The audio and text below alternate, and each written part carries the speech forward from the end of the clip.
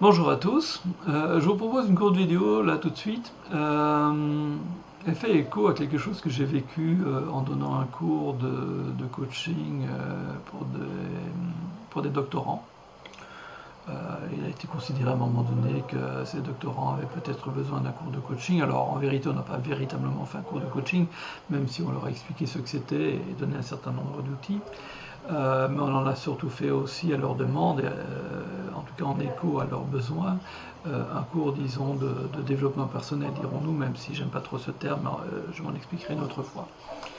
Et la question m'a été posée par une personne qui me disait en substance, mais qu'est-ce que vous pouvez conseiller à quelqu'un dont, à un parent en l'occurrence, la personne elle-même très certainement, dont le fils qui a 18 ans désire prendre son indépendance. Et à ça j'ai répondu que c'était formidable. Et la personne était très choquée de ça, elle me dit, mais enfin, qu'est-ce que les autres vont penser?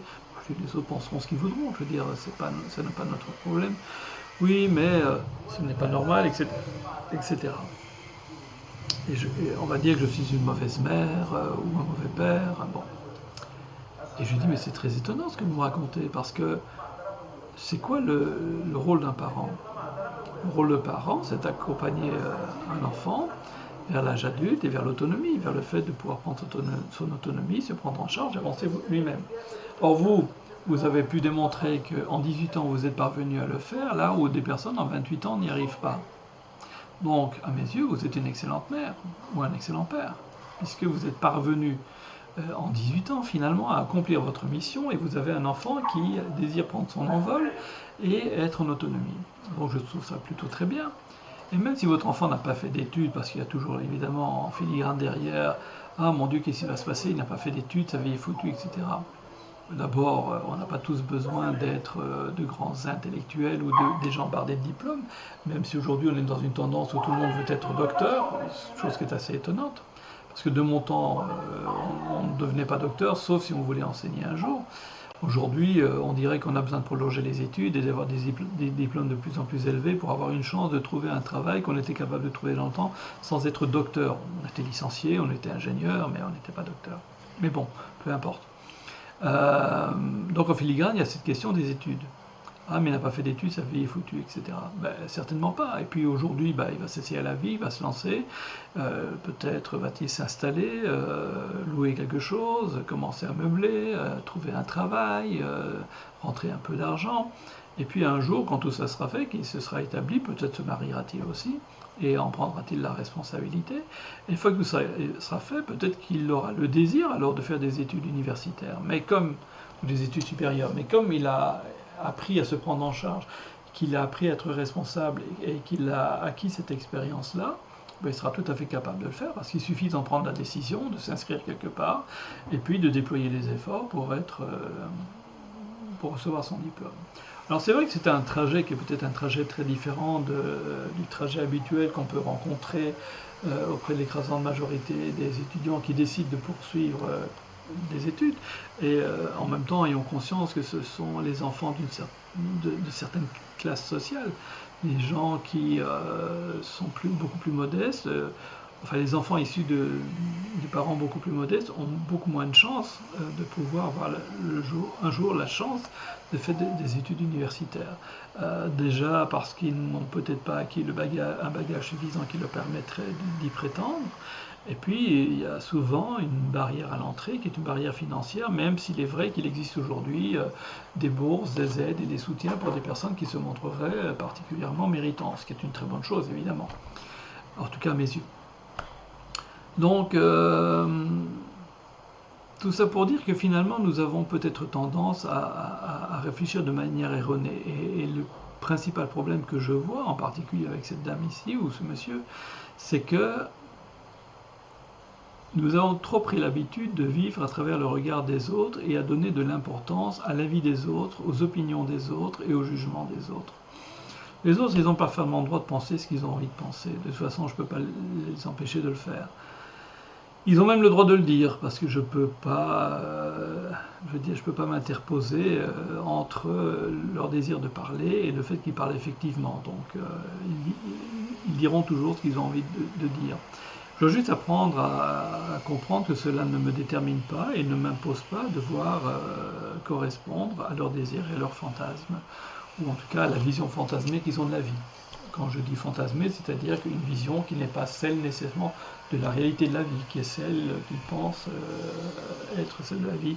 Alors après ça, qu'ils agissent en conséquence pour eux-mêmes par rapport à ça, j'ai pas de problème. S'ils veulent garder leurs enfants jusqu'à 28 ans, etc., c'est un choix qu'ils peuvent faire. J'ai un ami qui m'expliquait il y a quelques années qu'il est allé pour un court voyage en France, il arrive à Roissy et il a le plaisir de rencontrer l'enfant d'un ami. Il dit: ah, formidable, qu'est-ce que tu fais là? Ah, ben je suis venu faire des études. Ah, et tu es arrivé par quel vol? Ben, je suis arrivé il y a 3 jours. Il y a 3 jours? Et en fait, ce jeune homme était incapable de se débrouiller tout seul, même pour prendre la navette qui l'aurait ramené vers le centre de Paris et de pouvoir se débrouiller dans les métros et arriver à destination. Et il n'y arrivait tellement pas que finalement il a repris un vol retour vers Casablanca et il n'a jamais fait ses études à l'étranger. N'y a-t-il pas là un échec patent en tant que parent de n'avoir pas été capable d'autonomiser nos enfants? Et puis surtout, qu'est-ce qui a fait que nous n'autonomisions pas nos enfants? Eh bien, pour beaucoup de ce que je crois observer, je fais une généralisation, c'est la peur. Et nous sommes aujourd'hui dans des sociétés où nous sommes pétris par la peur. C'est vrai que la peur, on tente de nous l'entretenir à travers les médias, à travers les nouvelles qui nous sont données, etc. D'ailleurs, il y a une étude qui avait été faite il y a quelques années. Alors, il faudrait que j'en retrouve l'auteur, mais ça m'avait vraiment frappé. D'ailleurs, il y avait eu une conférence TED à ce niveau-là, qui disait en substance que de l'histoire connue de l'humanité n'a jamais vécu autant en sécurité. Et paradoxalement, nous n'avons jamais eu une population avec un tel sentiment d'insécurité. Et donc, en fait, on est dans un paradoxe total. Au plus nous tentons de rendre la société sécure, enfin, autant nous essayons donc de mettre la société en sécurité et d'offrir la sécurité à ses citoyens, et en même temps, les citoyens ont de plus en plus un sentiment d'insécurité. Et tout ça, c'est la peur. Alors la peur, c'est quand même l'émotion la plus destructrice, nous dit-on. Donc il y a toute une hiérarchie dans les valeurs en termes d'impact sur nous-mêmes, sur les autres. La plus constructive, c'est l'amour. La deuxième, c'est la gratitude. Et la plus destructrice en base, c'est la peur. Et plutôt que d'être des gens courageux, chose que Dieu a souhaité des musulmans dans son Coran, et donc des humains en général, Dieu souhaite que les humains soient courageux. J'ai pas dit agressifs, j'ai pas dit combattants ou agressifs, j'ai dit courageux. Il n'a jamais voulu que les humains soient peureux. Mais bon, nous avons choisi, nous nous sommes laissés aller à nos émotions, nos sentiments, nous ne les avons pas maîtrisés, nous n'avons pas contesté lorsqu'on nous a proposé la peur, nous n'y avons pas résisté et nous nous sommes pétris de peur. C'est cette peur qui nous a enfermés dans nos maisons il y a 1 an ou 2 dans le cadre de la pandémie, c'est cette peur qui nous a fait porter des masques, qui nous a fait dénoncer les autres, enfin, on a vécu des horreurs qu'on tente d'oublier et il n'y aura probablement jamais un travail, disons, de réconciliation qui se fera par rapport à cela. Les camps restent encore très marqués entre les vax, les anti-vax, les complotistes, enfin bon. Le travail continue à ce niveau-là, ce qui veut dire que il n'y a pas un pardon qui s'est fait, il n'y a pas une compréhension qui s'est inscrite, et on continue à vouloir s'ancrer dans nos peurs et à partir de nos peurs, vouloir défendre les territoires que nous considérons être les nôtres parce que nous sommes d'un côté de la frontière, du complot ou non. Donc soit on dit oui, le vilain virus, super dangereux, beaucoup de morts, vaccins, confinement et masques, et puis ceux en face qui disent, écoute, c'est une grosse grippe, ça fait moins de dégâts qu'une grippe ordinaire, toutes ces mesures sont excessives, c'est probablement pas les bons choix, enfin on a tout entendu, et donc autour de cette frontière, les gens sont restés chacun marqués de leur côté de la frontière. Il n'y a pas eu de réconciliation à un moment donné autour de cela. Alors que beaucoup d'articles sortent aujourd'hui, et puis peut-être tendance, et même des jugements qui sont là, et donc qui deviennent des vérités judiciaires. Mais bon, ça ne semble pas vouloir entamer ce travail de réconciliation nécessaire. Donc les peurs. Donc nous avons peut-être tendance, ou nous avons même certainement tendance, à avoir une vision complètement erronée du monde, et puis surtout des comportements et des attitudes qui sont très erronés par rapport à ce qu'il faudrait. Nous comprenons mal les choses, comme par exemple ce parent qui pensait que son rôle c'était de faire de son enfant un universitaire qui allait gagner énormément d'argent, qui allait avoir une place en or, qui allait peut-être pouvoir grimper dans la société, avoir de la puissance et du pouvoir, alors qu'en fait ça n'a aucune importance. Il avait un enfant qui avait juste envie de vivre, qui a juste envie de pouvoir se marier, avoir un chez-soi, travailler, avoir de la dignité. Peut-être qu'un jour, pour d'autres raisons, il voudra faire des études universitaires parce que ça fera sens. Peut-être qu'à ce stade de sa vie, faire des études universitaires ne faisait pas sens parce que quoi choisir pour faire quoi demain? Or, les études universitaires, en toute logique, nous devrons les choisir en fonction de ce qui nous paraît important et de ce que nous avons envie de réaliser dans la vie. Donc, si lui n'a pas encore fait un travail par rapport à qu'est-ce qui pourrait faire sens pour lui dans la vie, il lui est difficile de pouvoir dire les moyens dont j'ai besoin pour pouvoir réaliser ce qui me paraît faire sens dans la vie, c'est telle chose ou telle chose, et donc de se choisir une voie universitaire ou supérieure dans laquelle il aura envie de s'épanouir, etc. Tout en sachant qu'on pourrait très bien s'épanouir aussi comme menuisier, parce qu'il y a des menuisiers qui font de véritables œuvres d'art. C'est peut-être un peu plus manuel, mais c'est aussi tout un savoir très ancestral, même à la rigueur, qu'on peut même porter au rang d'art, et qui est absolument formidable. Et on en a de toute façon besoin. Donc ce sont des gens qui peuvent très très bien gagner la vie. Mais bon, c'est pas très honorable, c'est pas le beau titre comme le docteur, qui n'est jamais qu'un titre honorifique pour les médecins, puisque la médecine n'est pas une science, c'est un art. Et on en a besoin, je ne suis pas occupé à dire le contraire, mais le titre de docteur est un titre honorifique qui est donné à ces médecins parce qu'ils ont fait de très longues études. Ce ne sont pas des doctorants, ce ne sont pas des gens qui ont fait un doctorat avec une thèse doctorale. D'accord ? Donc voilà, je voulais juste aborder cette question-là, donc pour souligner que nous avons peut-être tendance à réfléchir de travers. Et finalement, de ces réflexions erronées, en tirer des souffrances, une souffrance personnelle, parce qu'on a perdu le jugement des autres, on se fait des reproches par rapport aux choix ou aux résultats auxquels nous semblons être arrivés, et qui ne sont pas conformes à nos désirs ou aux désirs de ceux qui nous entourent. Donc apprenons peut-être à revoir les choses avec beaucoup plus de sagacité, et peut-être de replacer les choses dans leur juste contexte. La première mission d'un parent, sur le temps long, j'entends, c'est d'amener son enfant à l'autonomie et d'en faire un adulte qui pourra s'intégrer dans la société, qui pourra y apporter sa contribution, qui pourra fonctionner au sein de cette société, qui sera capable peut-être un jour de former un couple qui sera solide et qui durera toute la vie, et qui pourra s'épanouir et être heureux. Et s'il y a des enfants, de pouvoir être un conjoint qui est capable de transmettre les valeurs, transmettre la société, transmettre la civilisation. Et puis au demeurant, s'il peut avoir un métier en plus, tant mieux, comme je le dis toujours, et ce qui est très bien. Donc réapprenons peut-être à revoir les choses d'une façon qui est beaucoup plus juste. Réinterrogeons-nous, ce faisant, donc sur nos présupposés. Et c'était le cas de cette personne finalement, quels étaient les présupposés qui sont derrière finalement sa souffrance? Quels sont les présupposés qui sont derrière son affirmation?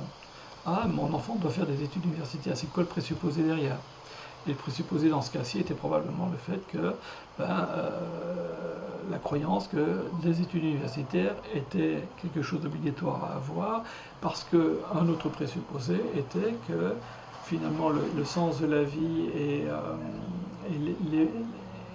l'ambition qu'on doit caresser dans la vie est nécessairement une ambition où on monte où on prend l'ascenseur social, où on monte dans les classes sociales, où on commence à dominer, où on est le plus beau, le plus grand, le meilleur. Il y a plein d'autres visions possibles de la vie et du monde. D'ailleurs, si notre ambition est d'être le numéro un, eh bien, j'ai peut-être une mauvaise nouvelle pour vous. Étant donné qu'on est 8 milliards sur Terre, ça veut dire qu'il y aura 7 999 999 personnes qui seront éminemment malheureuses parce que elles n'auront pas été le numéro 1. Et donc finalement les statistiques sont contre vous si c'est votre ambition. Vous risquez de vous consommer toute votre vie à la recherche de quelque chose d'inaccessible Et d'ailleurs, je pense que personne n'est numéro un absolu. Si certains peuvent être numéro un dans quelque chose temporairement, ils sont peut-être numéro 25 ailleurs, 3 milliards 400 millions dans une autre, etc. Donc, en fait, on n'est jamais un numéro un absolu, on aurait toutes les qualités du monde. Donc, si vous voulez vivre une vie épanouie, ayez peut-être des ambitions plus réalistes. Je peux passer mon temps à nier la réalité du monde. C'est comme si je disais, tiens, je n'ai pas de table ici devant moi, et puis chaque fois je me cogne, je me fais mal, et je nie l'existence de cette table. Ça n'a aucun sens. Je veux dire, j'arrêterai de me faire mal le jour où je reconnaîtrai l'existence de cette table, et où éventuellement je prendrai la peine de la contourner, ou de la déplacer, ou de faire quelque chose par rapport à cela. Or, nous vivons dans un fantasme de la vie à travers nos idéologies, les idées personnelles ou les idéologies auxquelles nous avons souscrites.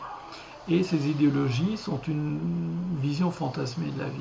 C'est une vision erronée de la vie, c'est un rêve, c'est une ambition, c'est un désir, mais ça ne correspond pas à la réalité de la vie. Alors évidemment, cette réalité nous est inaccessible, puisque nous accédons au monde extérieur à travers nos cinq sens, et que donc l'information que nous prenons de l'extérieur est transformée, puisqu'elle passe à travers nos filtres, et nous en tirons une compréhension.